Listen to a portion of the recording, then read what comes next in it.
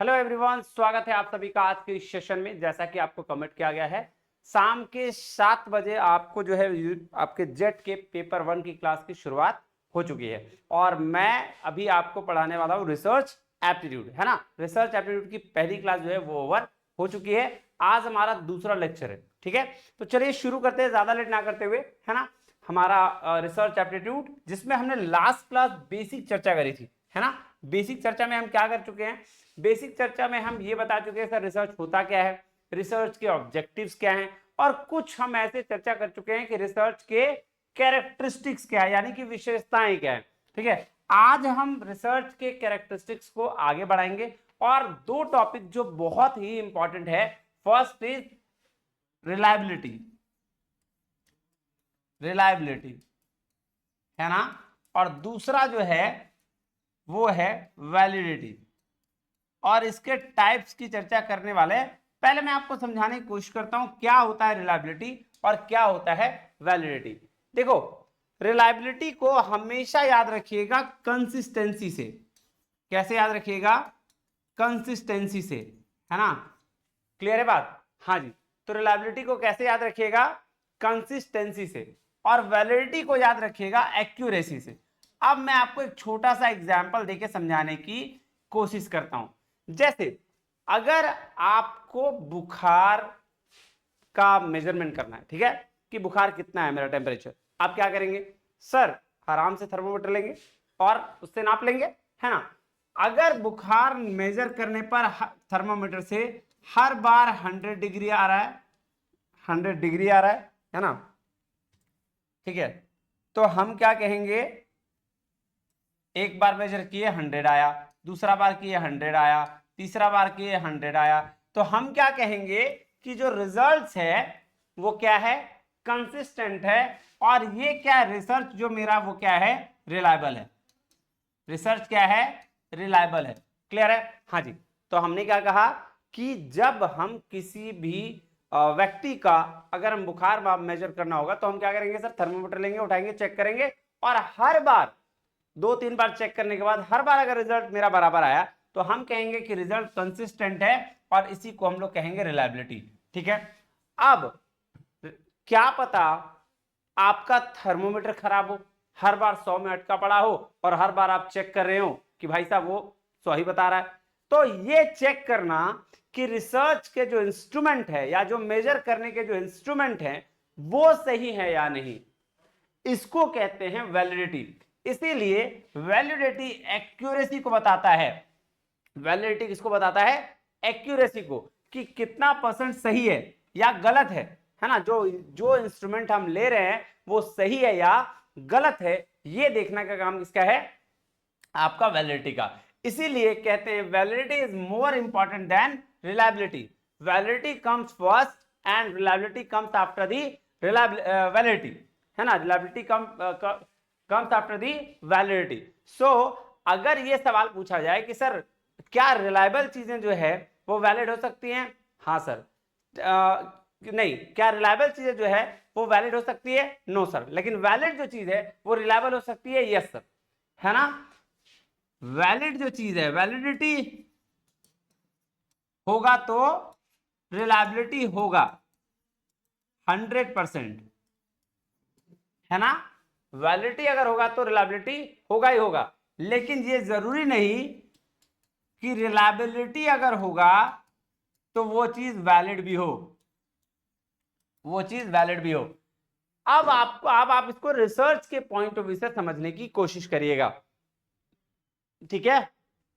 जब कोई रिसर्चर, है ना, किसी चीज पे रिसर्च करता है, ठीक है, शोध करता है, और वह ये जानने की कोशिश करता है कि क्या उसका रिजल्ट जो आएगा वो लगातार बार बार एक आ रहा है कि नहीं, ये चीज कहलाता है रिलायबिलिटी, जिसको हम कहते हैं कंसिस्टेंसी, है ना। और उस कंसिस्टेंट रिजल्ट पे जो इंस्ट्रूमेंट लगाए गए हैं, जो इंस्ट्रूमेंट लगाए गए हैं, जो मेजर्स लगाए गए हैं, वो कितना सही है, ये बताता है एक्यूरेसी, और इसी को हम वैलिडिटी कहते हैं। क्लियर है बात? आई होप आपको ये चीजें क्लियर हो गई होंगी। अब मैं आगे थोड़ा बढ़ता हूं, चलता हूं बैक टू दी नोट्स पे। आइए आगे बढ़ते हैं, है ना। देखिएगा, ध्यान से देखिएगा क्या कह रहा है, आप इसको समझने की कोशिश करिएगा।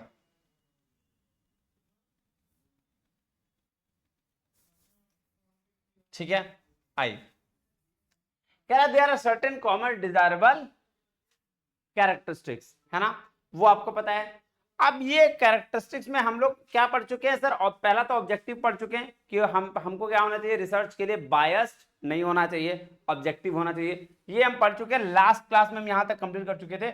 आज हम बढ़ेंगे आगे, उसके आगे कहां सर, आपके वैलिडिटी से रिलायबिलिटी, सॉरी रिलायबिलिटी कहां गया भाई, आ जाओ, हाँ यहां से, ये देखो, ये रिलायबिलिटी है ना, यहां बढ़ेंगे। क्लियर है बात जी। सर रिलायबिलिटी का क्या मतलब है, देखिएगा ध्यान से देखिएगा, कह रहा है reliability in the context of research is consistency. Reliability का क्या मतलब है जी, कंसिस्टेंसी। और कंसिस्टेंसी तब आती है जब कोई रिजल्ट बार बार सेम रिजल्ट दे रहा होता है ना, कोई रिसर्च बार बार सेम रिजल्ट दे रहा होता है।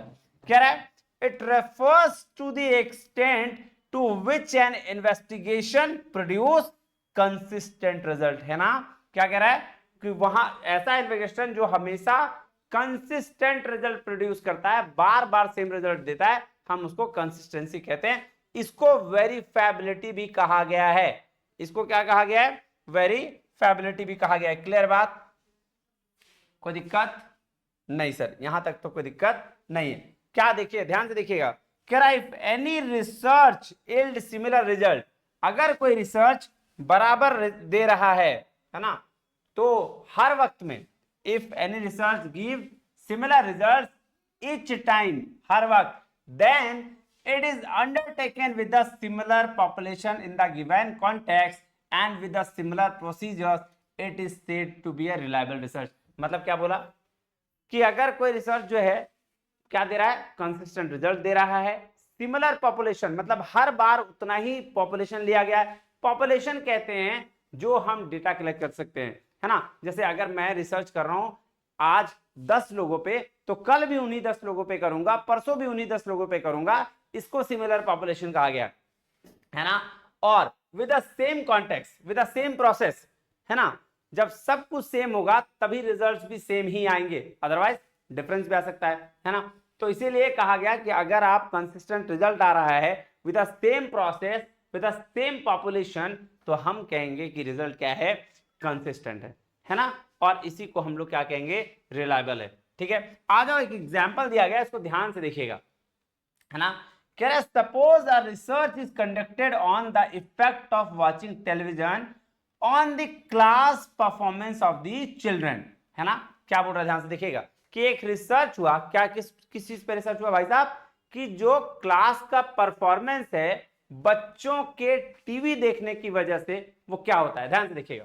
कह रहा है if the results conclude that watching TV causes low grade in class and if another sample taken from the population shows the same result, है ना।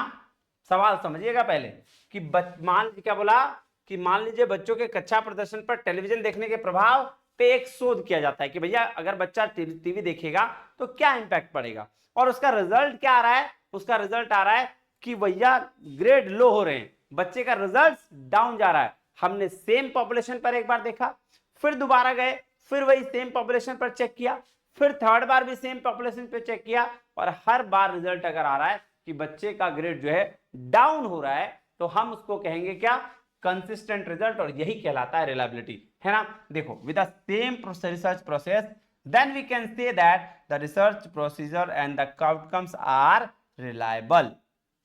ठीक है, क्लियर है बात, हाँ जी। तो आपको समझ में आ गया कि रिलायबिलिटी क्या है। अब टाइप्स ऑफ रिलायबिलिटी की बात करते हैं।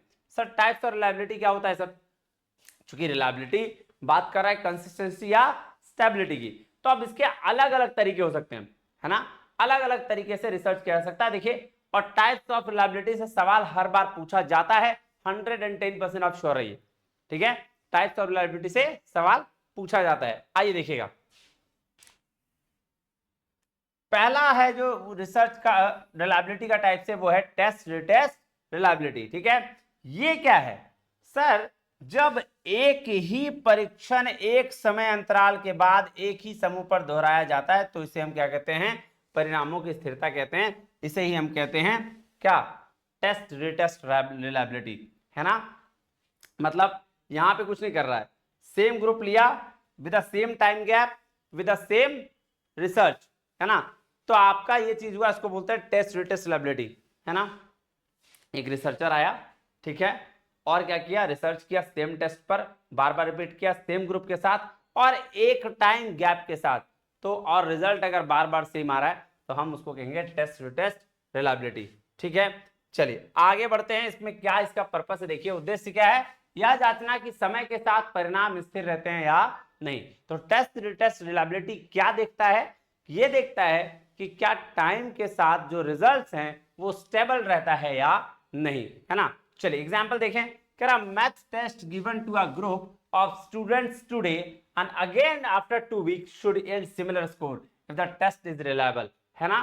अगर टेस्ट रिलायबल है, क्या बोला ध्यान से देखिएगा कि कुछ स्टूडेंट को हमने क्या किया? टेस्ट दिया, टेस्ट लिया, ठीक है, वो इस बार भी आपका अच्छा रिजल्ट कर रहे हैं, सेम रिजल्ट, और नेक्स्ट बार जब हमने टेस्ट लिया तो भी सेम रिजल्ट दे रहे हैं, तो इसका मतलब क्या है कि वो टेस्ट रिटेस्ट रिलायबिलिटी प्रेफर करते हैं। क्लियर है? जैसे साइकोलॉजिकल टेस्ट हो गया, एजुकेशनल असेसमेंट हो गया। ये दूसरा टाइप्स जो है वो है inter rater reliability. Inter rater reliability, inter rater मतलब दो रेटर, दो रिसर्चर, है ना। अभी ऊपर में एक ही रिसर्चर था, लेकिन यहां पे क्या है? दो या दो से अधिक रिसर्चर क्या करते हैं? चेक करते हैं, है ना। कैसे, आइए देखते हैं। कह रहा है measures the agreement between two or more independent observers who rate or assess the same event. क्या बोला? सेम इवेंट मतलब सेम तरीका से, same sample size, same time के लिए दो रिसर्चर अगर टेस्ट करता है और दोनों का रिजल्ट सेम आता है तो हम उसको कहेंगे इंटर रेटर रिलायबिलिटी, है ना। क्या पर्पस इसका? विभिन्न लोग परिणामों की व्याख्या कैसे करते हैं, इसमें एकरूपता सुनिश्चित करते हैं ना। देखो एग्जांपल देखो, कह रहा है अगर दो डॉक्टर स्वतंत्र रूप से एक ही रोगी के एक्सरे का निदान करते हैं ना, एक क्या है? पेशेंट है, दो डॉक्टर एक ही चीज बताता है ना, दोनों का एक ही सॉल्यूशन होता है, तो हम क्या कहेंगे? हम उसको कहेंगे टेस्ट या सॉरी इंटरेटर। क्या कहेंगे? इंटरेटर, हाँ इंटररेटर रिलायबिलिटी, है ना, या इसको ऑब्जर्वर रिलायबिलिटी भी कहते हैं, इसको ऑब्जर्वर रिलायबिलिटी भी कहते हैं। अच्छा आगे बढ़िएगा। थर्ड है पैरेलल फॉर्म्स रिलायबिलिटी। थर्ड क्या है? Parallel forms reliability. क्लियर है? आइए अब ये समानांतर रूप विश्वसनीयता क्या होता है देखिएगा। आइए, कह रहा measures consistency between two different version of the same test at the assess the same concept. Same test को सेम कॉन्सेप्ट के साथ दो डिफरेंट वर्जन के बीच में मेजर कर रहे हैं, है ना। डिफरेंट वर्जन मतलब अलग अलग पीपल होगा, अलग अलग लोग होंगे, उनके बीच में देखेंगे और फिर भी अगर रिजल्ट सेम आया तो हम इसको क्या कहेंगे? पैरेलल फॉर्म टेस्ट या अल्टरनेट फॉर्म्स रिलायबिलिटी। ठीक है, क्लियर है? आओ इसका एग्जांपल समझते हैं, आपको और अच्छे से क्लियर होगा। ध्यान देना, कह रहा है if a teacher creates two version of a science test and the same student score similarly on both the test parallel forms reliability। Simple समझ में आया? एक मैथ का टीचर है ना, या साइंस का टीचर है, वो क्या करता है? दो टेस्ट प्रिपेयर करता है और दोनों टेस्ट में वो समान रूप से स्टूडेंट जो है वो नंबर लेके आते हैं, तो उसका क्या काम है? इसको बोलते हैं आपका पैरेलल फॉर्म टेस्ट या अल्टरनेटिव फॉर्म टेस्ट। क्लियर है? हाँ जी। आइए उसके बाद है इंटरनल कंसिस्टेंसी रिलायबिलिटी। सर ये क्या है ना, ये चेक इंटरनल मतलब आपके अंदर वो जो रिसर्च कर रहे हो आपके इंटरनली कितना सही तरीके से आप मेजर कर रहे हो, है ना। तो वही कह रहा है measures how well the items of a test measure the same concept and are consistent with each other, है ना। कि भैया आंतरिक स्थिरता विश्वसनीयता क्या बोलते हैं? ये मापता है कि परीक्षण का जो आइटम है कितना अच्छा है ना, कितनी अच्छी तरह से अवधारणा को मेजर किया है और एक दूसरे से कनेक्टेड है, एक दूसरे का सेम रिजल्ट देता है। और ये इंटरनल कंसिस्टेंसी दो टेस्ट पे डिपेंड है, इसके भी दो टेस्ट है। कौन? एक तो बोलते हैं स्प्लिट हाफ मेथड, एक को बोलते हैं क्रोन बैच अल्फा, है ना। जो क्रोन बैच अल्फा है वो मेजर करता है average relation, average correlation between all test item, जितने भी टेस्ट आइटम है उसके बीच में एवरेज कोरिलेशन को बताता है। और स्प्लिट हाफ मेथड जो है वो बताता है टेस्ट को दो हाफ भाग में डिपेंड बांटकर और उसका कंपैरिजन करके स्कोर बताता है। और यहां भी सेम रिजल्ट आता है ना। स्प्लिट हाफ मतलब एक टेस्ट हुआ, उसको आधा आधा में बांटा और फिर टेस्ट को कंपेयर करके देखा, सेम रिजल्ट मिला। क्लियर है? हाँ जी, कोई दिक्कत नहीं सर। आगे बढ़ते हैं इंट्रा रेटर रिलायबिलिटी। अब इंटररेटर में दो रिसर्चर थे, इंट्रारेटर में क्या है, इंट्रारेटर में एक ही रिसर्च है ना एक ही रिसर्चर है, लेकिन एक ही रिसर्चर कई एस्पेक्ट्स को दिख रहा है। कह रहा है consistency of result when the same observer repeat the assessment. Same observer मतलब एक रिसर्चर उसी प्रोसेस के साथ, उसी काम के साथ सेम रिजल्ट लेके आता है, तो हम उसको इंट्रा-रेटर रिलायबिलिटी कहते हैं। देखो, if a doctor evaluate patient symptoms the same way on the multiple visits, there diagnose so intra-rater reliability. सही बात है, एक डॉक्टर, आप जा रहे हो, आप पेशेंट बन के जा रहे हो डॉक्टर के पास, डॉक्टर बार बार आपको वही बात कह रहा है कि भैया यही चीज हुआ है, भैया यही चीज हुआ है, भैया यही चीज हुआ है, that is known as intra-rater reliability. ठीक है। उसके बाद है टेम्पोरल रिलायबिलिटी, है ना सर। टेम्पोरल रिलायबिलिटी ये बताता है कि, कहता है कि कितना टाइम के साथ आप स्टेबल है, measures how stable results remain over time, है ना। टाइम के साथ कितना रिजल्ट स्टेबल रहता है, कि ऐसा नहीं है कि आज कुछ और है और अगला बार कुछ और हो गया, उससे बाद में कुछ और हो गया, ऐसा वाला चीज तो नहीं है। अगर ऐसा है तो वो रिलायबिलिटी नहीं है, लेकिन अगर टाइम के साथ वो चेंजेस नहीं कर रहा है, टाइम के साथ वो सेम रिजल्ट दे रहा है, तो हम उसको कहते हैं क्या, टेम्पोरल रिलायबिलिटी। क्लियर है बात? देखो, if a customer satisfaction survey produce similar results every 6 months, it has temporal reliability. अब देखो बात समझ में आते हैं। फॉर एग्जांपल, आप एक डिटॉल साबुन यूज कर रहे हो, है ना, हर 6 महीने में वो डिटॉल वाले आए, आपसे पूछा, बोला भैया कैसा लग रहा है डिटॉल साबुन, आप कह रहे हो बहुत जबरदस्त, एकदम फैंटास्टिक, कोई दिक्कत नहीं होती है, किसी तरह की कोई प्रॉब्लम नहीं होती है ना। तो हर 6 महीने वो चेक करके जा रहे हैं, that is called temporal reliability, कि आपका कस्टमर सेटिस्फेक्शन उसको देके चला गया, आप कस्टमर है, आपने उसको सेटिस्फाई किया हर 6 मंथ में आके और वो चेक कर लिया। ठीक है, इसको हम कहते हैं क्या, इसको कहते हैं सर टेम्पोरल रिलायबिलिटी। क्लियर है बात? हाँ जी। अब आगे बढ़ते हैं थोड़ा। देखिए, ये आपके नोट्स के रूप में काम आ सकता है, एक एक लाइन में सारी चीजें खत्म, है ना। टेस्ट रिटेस्ट मतलब consistency over time. Sir example क्या है, repeating a math test after 2 week. Sir interrater मतलब sir agreement between multiple observers, है ना, ये दो जज स्कोर करते हैं एक डांस कंपटीशन को, इसका एग्जांपल ये हो गया। पैरेलल फॉर्म्स मतलब consistency between the different test form, अलग अलग टेस्ट फॉर्म में आपकी कंसिस्टेंसी क्या है। अब इसका एग्जांपल हो गया 2 version of an IQ test. Internal consistency का आप क्या कह सकते हैं, consistency with the test item, है ना। और ये होता है personality test measuring introversion. Introversion क्या हो गया सर, है ना, इंट्रोवर्ट एक्सट्रोवर्ट होता है वही। Intrarater consistency by the same observer, है ना, इंट्रा मतलब सेल्फ, खुद, है ना। तो जो एक रिसर्चर होता है वही बार बार रिसर्च करता है। Radiologist analysing the same x-ray, मतलब एक्सरे को देखने वाला जो रेडियोलॉजिस्ट होता है वो बार बार एनालाइज कर रहा है कि अच्छा ये इसमें क्या है, इसमें क्या है, उसको बोलते हैं इंट्रारेटर। टेम्पोरल होता है stability of the results over time, कि एक टाइम पर आपका एक ही रिजल्ट है, मतलब साल भर में अगर हम 10 बार चेक करें तो 10 बार अलग अलग रिजल्ट तो नहीं है कि सेम है, अगर सेम है तो कंसिस्टेंसी है, रिलायबिलिटी है, नहीं है तो दिक्कत नहीं है। रिपीटेड कस्टमर सेटिस्फेक्शन सर्वे, तो ये आपके एक एक लाइन के क्या हो सकते हैं, ये एक एक लाइन के भाई साहब आपके नोट्स बन सकते हैं, ऐसे ही नोट्स बनाया जाता है। क्लियर है? हाँ, आइए नोट्स जरूर बनाइएगा, ये आपका बहुत हेल्प करने वाला है। चलिए नेक्स्ट चलें सर। नेक्स्ट है वैलिडिटी। नेक्स्ट क्या है, वैलिडिटी। वैलिडिटी बताता है एक्यूरेसी को।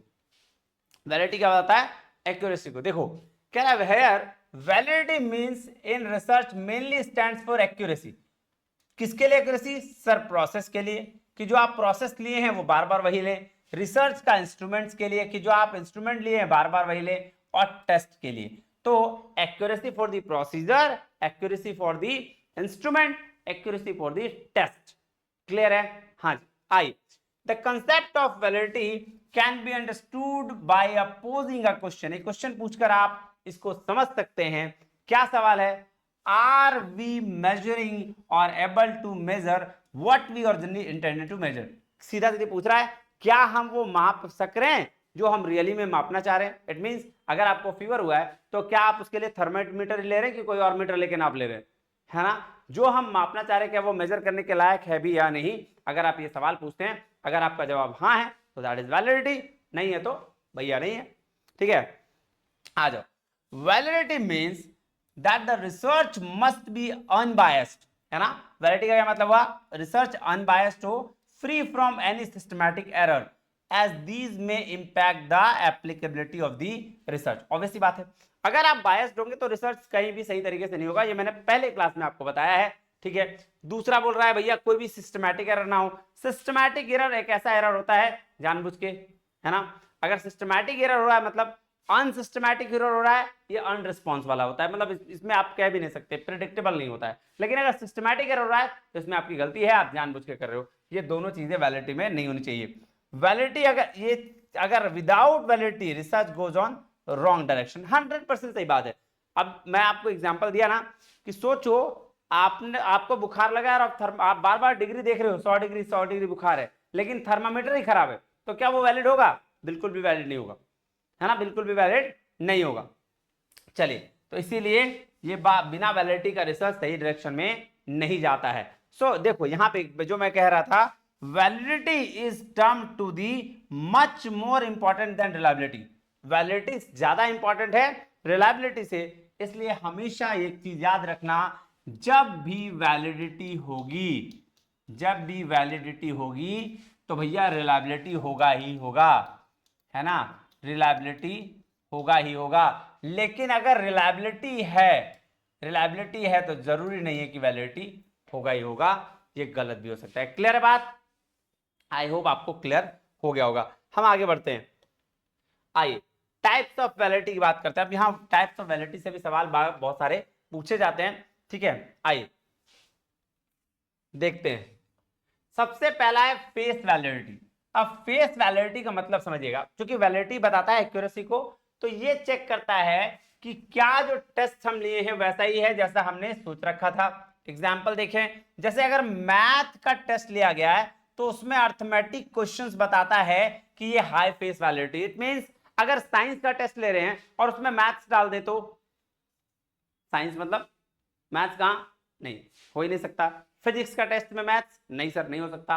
अगर साइंस फिजिक्स का टेस्ट ले रहे हैं और फिजिक्स का क्वेश्चन डाल रहे हैं, that means high face validity. जो आपको दिख रहा है वो सही है या नहीं है ना? जो आपको दिख रहा है वो सही है या नहीं, इसको बोलते हैं फेस वैलिडिटी। सो एग्जांपल क्या कह रहा है? Check if the test looks like it measures what it's supposed to measure, है ना? क्या बोल रहा है? जांचता है कि क्या परीक्षण ऐसा दिखता है जैसा यह मापता है, क्या इसे क्या मापना चाहिए, है ना? तो याद रखिएगा, आपका फेस वैलिडिटी जो दिख रहा है उसकी बात करता है ना?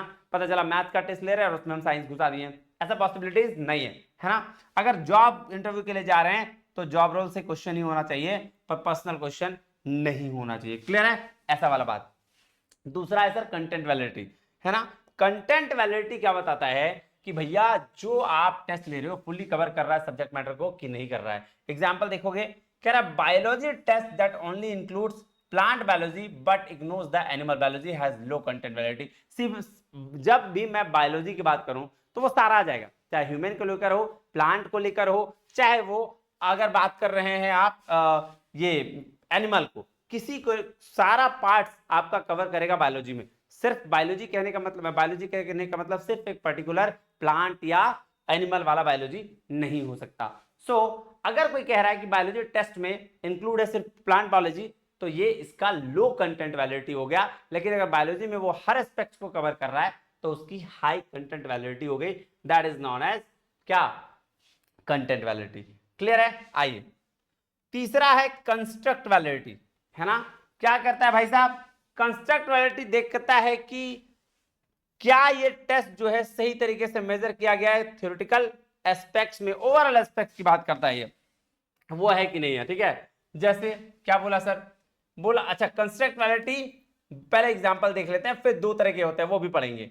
Sir depression test should correlate with the other depression assessment, है ना, but not with the happiness. अब ऑब्वियसली बात है, अगर कोई डिप्रेशन का टेस्ट लिया जा रहा है तो उसको अदर डिप्रेशन टेस्ट से कंपेयर करेंगे। मैथ का टेस्ट लिया जा रहा है तो मैथ के टेस्ट से कंपेयर करेंगे, ना कि हम इंग्लिश का टेस्ट से कंपेयर करेंगे, है ना। तो इसीलिए डिप्रेशन का टेस्ट डिप्रेशन से किया जाना चाहिए, ना कि हैप्पीनेस से, खुशी से नहीं, है ना। तो इसको हम लोग बोलते हैं क्या सर, कंस्ट्रक्ट वैलिडिटी। अब दो तरह की कंस्ट्रक्ट वैलिडिटी होती है, एक को कन्वर्जेंट बोलते हैं, एक को डाइवर्जेंट, है ना। कन्वर्जेंट वैलिडिटी होती है जो कोरिलेट करता है सिमिलर टेस्ट से, एक जैसे, और डाइवर्जेंट होती है जो क्या करता है, कोरिलेट करता है अनरिलेटेड टेस्ट से। तो जो रिलेटेड टेस्ट है, जो सिमिलर टेस्ट है, वो सर कन्वर्जेंट, और जो डाइवर्जेंट है वो अनरिलेटेड टेस्ट, दोनों अलग अलग टेस्ट होगा, तो उसको हम लोग बोलेंगे सर कंस्ट्रक्ट वैलिडिटी। क्लियर है? आई होप आपको ये क्लियर होगा। चलिए क्राइटेरिया वैलिडिटी, है ना। अब क्राइटेरिया बताता है स्टैंडर्ड। जैसे मैं एग्जांपल आपको दे रहा हूं, जैसे आपको पता है आप कभी भी 11th 10th कभी भी कोई भी एग्जाम देते हैं तो आपको क्राइटेरिया होता है भैया 35% नंबर लाओगे तो पास कर पाओगे, है ना। So that is criteria validity. में measures how well test result predict real world, है ना। क्या कहता है कि मापता है कि परीक्षण के परिणाम वास्तविक दुनिया के परिणामों से कितनी अच्छी तरह से भविष्यवाणी करते हैं या एक स्थापित बेंचमार्क के साथ सहसंबद्ध होते हैं, मतलब कोरिलेशन विद द स्टैंडर्ड्स, है ना। एक स्टैंडर्ड्स के साथ इसका कोरिलेशन होता है कि भैया इतना तो होना चाहिए। एग्जांपल, अच्छा पहले आप देख लो इसके वैलिडिटी के टाइप्स। सर इसके भी दो टाइप्स हैं, एक तो होता है प्रेडिक्टिव वैलिडिटी, ये बताता है measure how well a test predict future, है ना, फ्यूचर आउटकम्स के बारे में ये बताता है। क्या बताता है? फ्यूचर आउटकम्स के बारे में, ठीक है, कि कितना अच्छे तरीके से टेस्ट जो मेजर करेगा फ्यूचर्स आउटकम्स को। कॉन्करेंट वैलिडिटी बताता है how well test correlate with the already established test, जो पहले से एस्टेब्लिश्ड टेस्ट है उसके साथ कैसा कोरिलेशन है, ये कौन बताता है सर? ये आपका कॉन्करेंट वैलिडिटी बताता है। क्लियर है? हाँ जी सर। आइए अब देखते हैं आगे एग्जाम्पल, ठीक है। चलिए देखो कॉन्करेंट का क्या बोला भैया, a new IQ test giving similar results as a standard IQ test, ये हो गया कॉन्करेंट वैलिडिटी का एग्जाम्पल, ठीक है। क्लियर जी। अब है एक्सटर्नल वैलिडिटी। अब क्या है? एक्सटर्नल। एक्सटर्नल वैलिडिटी जो है वो क्या बताता है सर? देखिए कह रहा है यह निर्धारित करता है कि परीक्षण के परिणामों को वास्तविक दुनिया की स्थितियों से विभिन्न आबादी के लिए सामान्यीकृत किया जा सकता है या नहीं। Determine whether the test results can be generalise to the real world, जो चीज आपने अप्लाई किया क्या उसको रियल वर्ल्ड में एप्लीकेशन हो सकता है नहीं, क्या जो आप रिसर्च लिख करके आए क्या उसका रियल वर्ल्ड में एप्लीकेशन हो सकता है या नहीं, ये बताता है एक्सटर्नल वैलिडिटी, ठीक है। क्या बताता है? रियल वर्ल्ड में एप्लीकेशन हो सकता है या नहीं हो सकता है। आगे बढ़े जी सर। क्या कह रहा है? देखिए कह रहा है एक शहर में ग्राहक व्यवहार पर किया गया अध्ययन अन्य शहरों के ग्राहकों पर भी लागू होना चाहिए यदि इसकी बाहरी वैधता अधिक है। सही बात बोल रहा है कि अगर एक शहर में कोई हम कस्टमर का बिहेवियर को चेक किए हैं तो ये कस्टमर बिहेवियर अगर हमारे अन्य शहर पर भी लागू हो रहा है तो हम इसे कहेंगे एक्सटर्नल वैलिडिटी। ये अच्छी एक्यूरेसी है ना। अगर एक शहर पे मान लो 10,000 डेटा पे काम हुआ है और वहां वही चीज को देखकर अदर शहर में भी हम देख रहे हैं तो वहां भी ये चीज काम कर गया तो हम कहेंगे एक्सटर्नल वैलिडिटी है। अच्छा इंटरनल वैलिडिटी क्या बताता है ना, ये इंश्योर करता है changes in the independent variable are caused by independent variable, है ना। क्या बोल रहे देखो, यह सुनिश्चित करता है कि आश्रित चर परिवर्तन स्वतंत्र चर के कारण होते हैं ना कि अन्य कारणों के कारण, ठीक है। आप देखो इसका एग्जाम्पल देखो और अच्छा समझ में आएगा। इंटरनल वैलिडिटी मतलब इंटरनल की बात करता है ना, विद इन एन ऑर्गेनाइजेशन। क्या कह रहा है देखो, कह रहा है वजन घटाने का एक अध्ययन जहां आहार और व्यायाम को सुनिश्चित करने के लिए नियंत्रित किया जाता है कि वे परिवर्तन का कारण बनते हैं, बीमारी जैसे अन्य कारकों का नहीं, है ना। क्या बोल रहा है? वेट लॉस स्टडी क्या बताता है? डाइट और एक्सरसाइज जो है वो कंट्रोल करता है किस चीज को सर? आपके बॉडी वेट को घटाने के लिए, उसका कारण, ना कि आपके बीमार बनने का कारण, ठीक है। So that is known as internal validity. Clear है? आई थिंक ये क्लियर होगा आपको, ठीक है। अब देखो एक एक लाइन में फिर वही सेम तरीके से आपके पास ऑप्शंस है। देखिए क्या है? फेस वैलिडिटी क्या बताता है? Does it look like a measures what it should, है ना, क्या ये ऐसा दिख रहा है जैसा इसको होना चाहिए, जैसे जॉब टेस्ट कंटेन कर रहा है relevant question. Content validity, does it cover all aspects of the topic, क्या ये सारे एस्पेक्ट्स ऑफ टॉपिक को कवर कर रहा है, क्लियर है, इसकी बात कर रहा है। A history exam including all time of period. Construct validity बोल रहा है does it truly measure the intended concept, है ना, जैसे डिप्रेशन टेस्ट को कोरिलेट कर रहे हैं हम अदर डिप्रेशन टेस्ट से, ऐसा नहीं है कि हम हैप्पीनेस से कर रहे हैं। Criteria, does it predict real world outcomes, क्या इसका रियल वर्ल्ड आउटकम से रिलेशन है। अच्छा, external, can the result be generalise, क्या जो रिजल्ट है, जो आपका आउटकम आया है, उसको आप रियल वर्ल्ड के साथ जनरलाइज कर सकते हो, ये हो गया।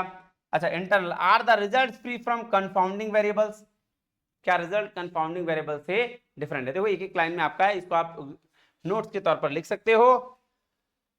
बाकी आज इतना ही रहने देते हैं, ठीक है, मिलते हैं अगले क्लास में, तब तक के लिए बहुत बहुत धन्यवाद, थैंक यू वेरी मच, जय हिंद।